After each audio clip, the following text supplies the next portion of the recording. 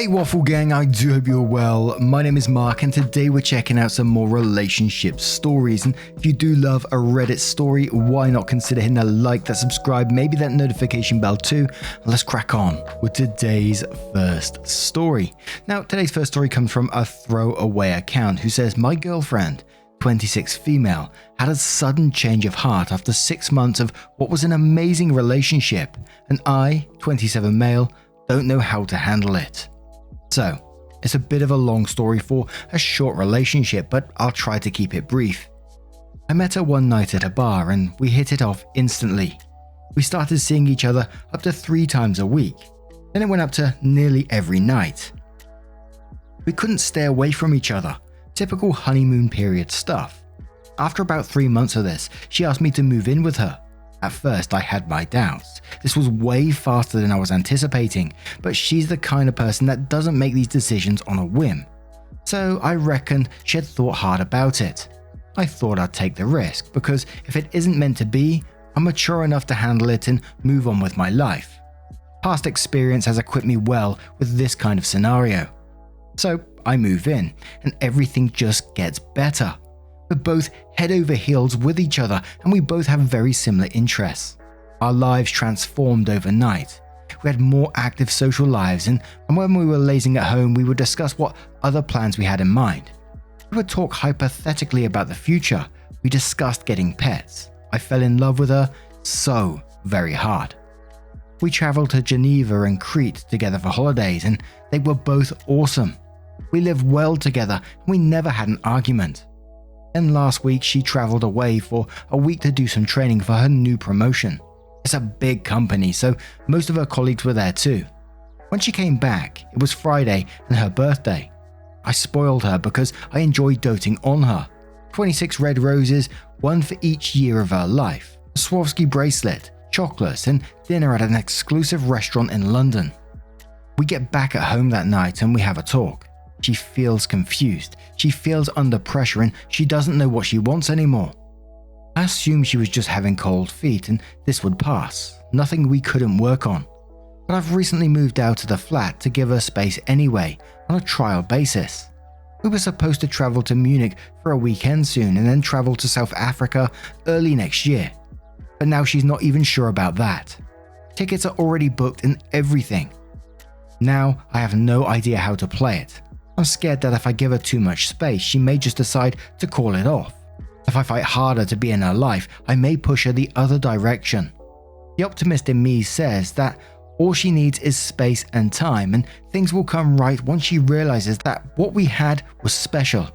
The pessimist says that something happened while she was away that changed things. A drunken hookup? Discovering she likes someone else and is now tied down and can't do anything about it?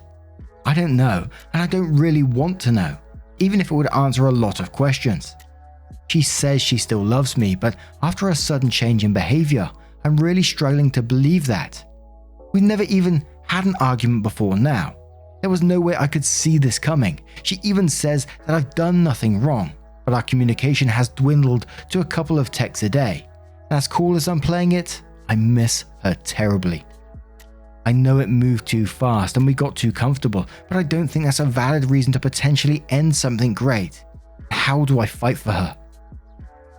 And I think there could be many reasons for this one, especially the pressure and moving in too fast, everything that you explained. It sounds like you had a wonderful relationship at the time, but maybe it has moved too fast. And then you said that she went away for a week and when she come back, this is when this all started. So I can totally see why you would be worried about that as well. And I think the only way this is ever going to be solved is with solid discussion. I know you said you don't even really want to know, but it would answer a lot of questions. And I think that's what you need to ask. Sit down and just say, look, what is going on? Because you're up in the middle. And I don't think, your mind is going to rest until you get the answer for yourself. That would be me anyway. But let's cover a couple of comments and then we'll move on to the update to find out what happened, hopefully. So Laurie Bear says, is there any chance something happened during this week-long trip she went on? I just find that kinda suspicious is all. That all the problems start after she's gone for a week. Any chance she's cheated and now the guilt trip is making her unsure what to do? OP says, I also found it suspicious. That's why I asked her directly if something happened. She said no, just that she had time to think and she was reminded about what life was like before we met. It would explain a lot of her behavior if something did happen, but I'm fairly certain nothing did. She's not a good liar. Goat is my co-pilot says you moved in too quickly, which you already know. Just because you don't think there is a valid reason on your end means nothing. You did not know her well enough. Perhaps she does not handle stress and change very well. Perhaps she is just indecisive and this move-in thing was very impulsive. Perhaps she met somebody. The fact that your communication has dwindled means she is checking out the relationship. Perhaps this is temporary. There is no way to play it, especially since she did not identify a specific issue. Hope your reply is in fair point. All I know is that whatever chance I have left, I want to make the most of it.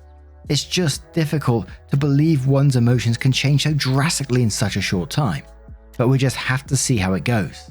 Thanks. And one more comment from Wingardium who says, this is so hard to answer. It really depends on the kind of girl she is, which is hard to tell.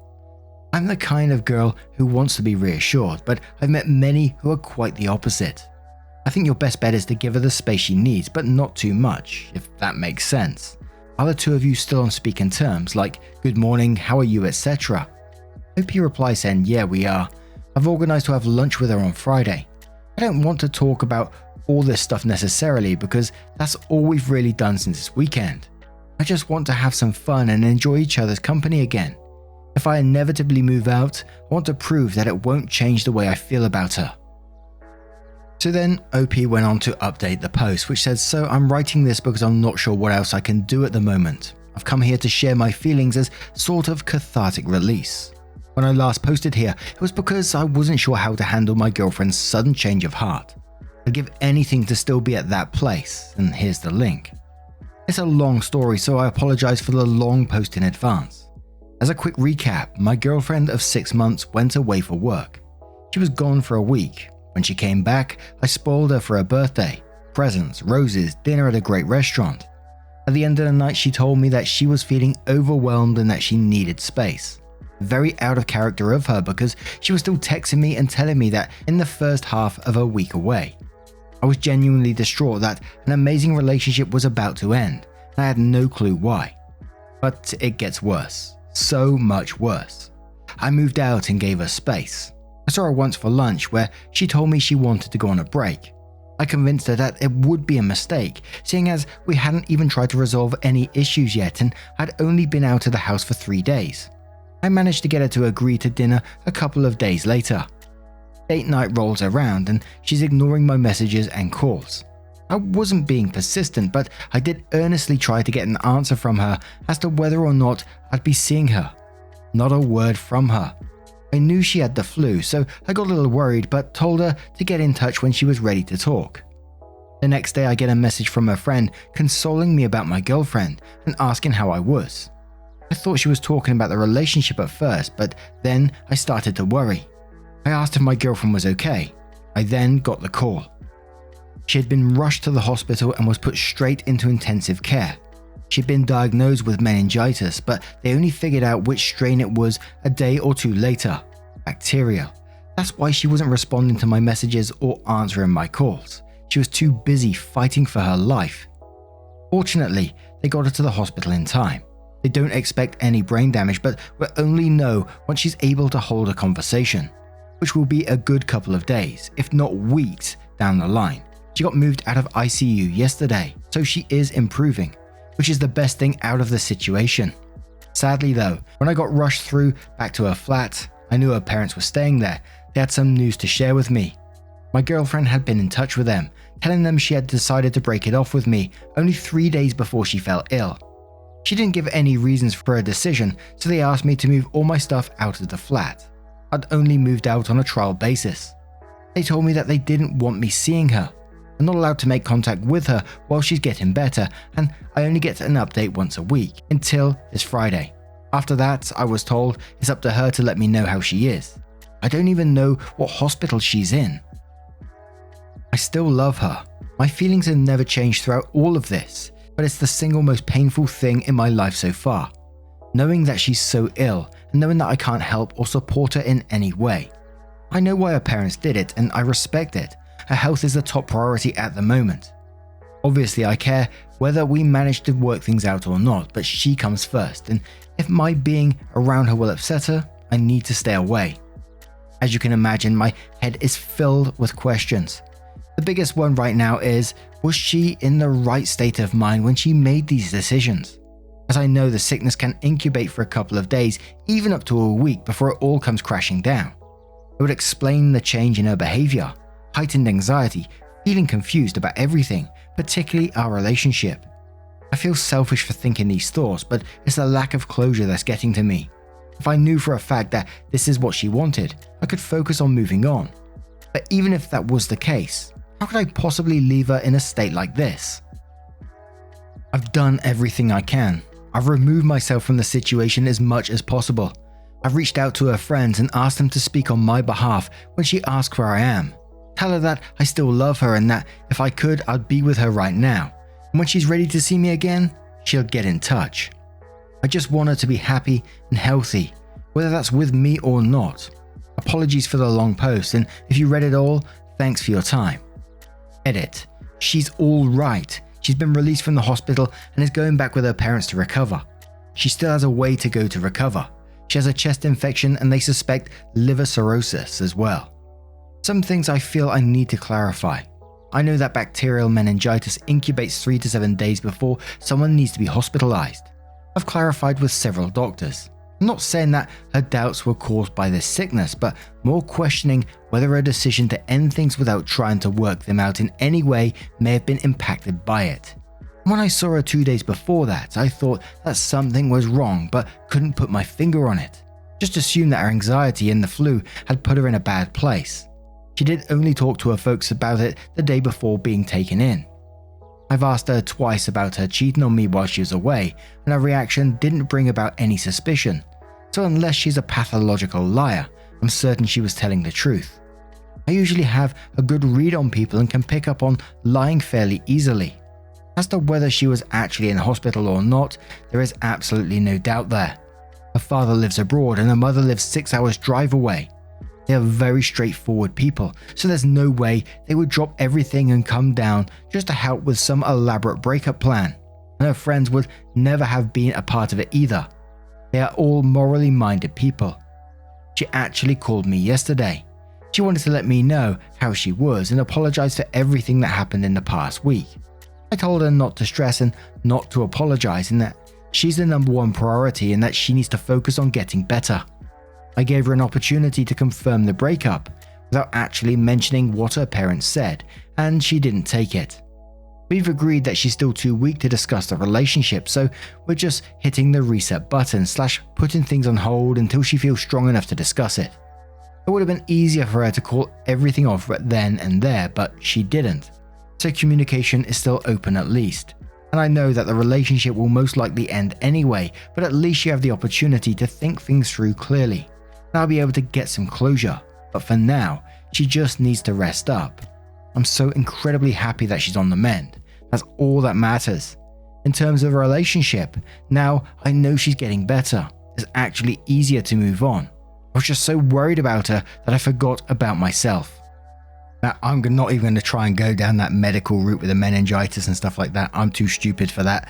But what some twists and turns in that one. What do you guys make of this particular story? Let me know your thoughts down in the comments below. Let's move on to another one.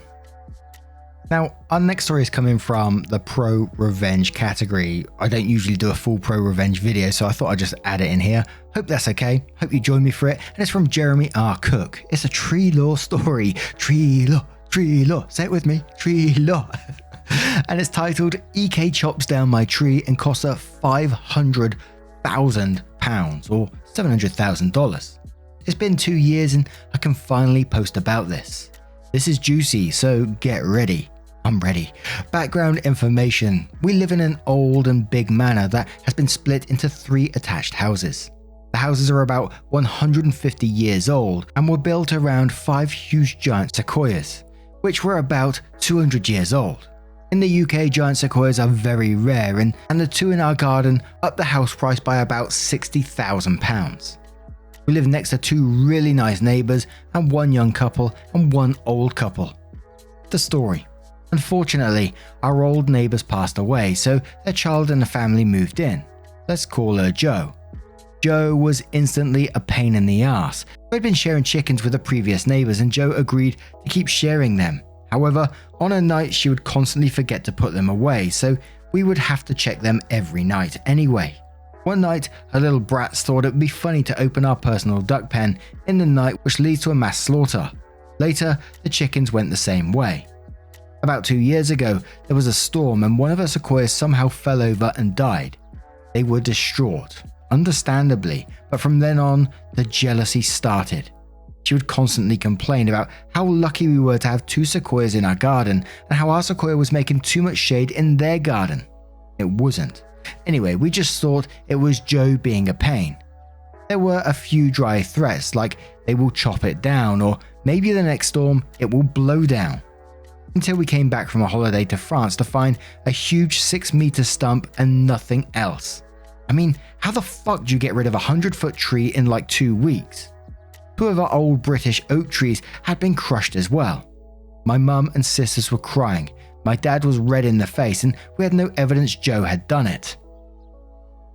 She claimed there had been a storm and she had to get rid of it. We had a security camera at the front of the house, but you can get in the back if you go through a few fields. We then were given an £8,000 bill for damages to her property, and to have the tree chopped up and removed the wood alone would have been worth a small fortune. We had lost all hope and 2 weeks had passed when my dad came running in from the garden. We had put up a wildlife camera a few months ago and had caught everything. We got a lawyer on the phone and started our revenge. We got a tree surgeon out who had said it was an original specimen, brought into the UK in 1860, along with the 2 that were in Elvaston Castle Country Park. There are around 218 around the UK, but only 60 now. He also told us to call an engineer because the roots might be in the foundation, so when they rot, it might damage the house. Turns out we would need to redo the foundations. Then we took Jo to court and sued them for the damage to the property, trespassing and lots of other small claims. The tree would cost $250,000 to have another sequoia that was 200 years put in and looked after. It's basically impossible. Plus the damage to the foundation, which was $200,000, and the 2 oaks, which were another $25,000. So, with the smaller claims, it went up to about £500,000, $700,000. They had to move out. And we have now paid off the mortgage, done a lovely loft and kitchen conversion, and have basically done up the house and garden, as well as plant a 60-year-old sequoia tree in the back garden. We also had our kitchen counter and table made from the old sequoia. We now have a new family living next to us who we share the chickens, ducks and pygmy goats with. They are very nice and I make a fortune babysitting their kids. Sorry for the essay. Edit. Many of you wanted to hear about the court case, but she didn't stand a chance, and as soon as we revealed the footage to her and her lawyer, she gave up. The people who cut the tree down gave us the countertops for free as a sorry. They were truly sorry. The neighbors had a second home, so they just sold the house and moved back to their smaller one. We feel bad for the old neighbors, but we do visit their graves because they were like family. I can't show the footage of the wildlife cam, but I can show the footage we got of the hedgehogs. Link. Didn't know where to put it, so they put it in r/or, but we can show it here. Also, there was a storm, but the sequoia was unharmed, and that's what the video showed. Man, I absolutely love a tree lore story, but I'm always shocked by the amount of money. I'm not saying that the trees aren't worth it or anything like that, but I'm always like, wow, they are worth a lot of money. I always find it like really surprising. And yeah, like the OP said, how the hell did they get rid of that tree so quickly? Crazy stuff. And Shiny Tiny Wonder is going to supply our wholesome story. It is a bit sad at the same time, I gotta say, but it's a heartwarming story in some way. So it says, my wife of 33 years was diagnosed with leukemia. She wanted to use the time she had left to create memories, which she did. She gave the grandkids the time of their lives. The last time we went out when she was well was when we took the motorbike for a ride to the nearby coast. We had stopped by to buy fish and chips and went on to the cliff tops. Sitting in the tall native grass looking out to sea, we suddenly saw a pod of orcas swimming up the coast close to the shore. This isn't unusual as it is their route from Antarctica north. But there were more than one pod. There would have been close to 50 or 60 whales spread out over 4 or 5 miles. It was an awesome sight. On the way home, on a longish straight, I opened the bike up and rode quite quickly. As I slowed down for a corner, I expected the usual jab in the ribs for speeding. I called out an apology and she replied, "I've got cancer, Dave. Fucking thrill me." Permission granted. I gave her the ride of a lifetime. She died shortly after that, but what a damn good memory. Bloody hell, that one set me off. But now I turn this video to you guys. What do you guys make of this? What do you think of today's collection of stories? We had a relationship pro-revenge ending with a wholesome / sad story as well. Certainly set me off. Let me know your thoughts down in the comments below. And just a huge thank you for spending your time with me today. Much love to you. Wake up, get up, stretch my legs, eat some breakfast, milk and eggs, brush my teeth up, wash my face, throw my clothes on, start my day. Wake up, I can smell the smoke from the bacon. Let's go, see the sun shining from the windows. Okay, I know that today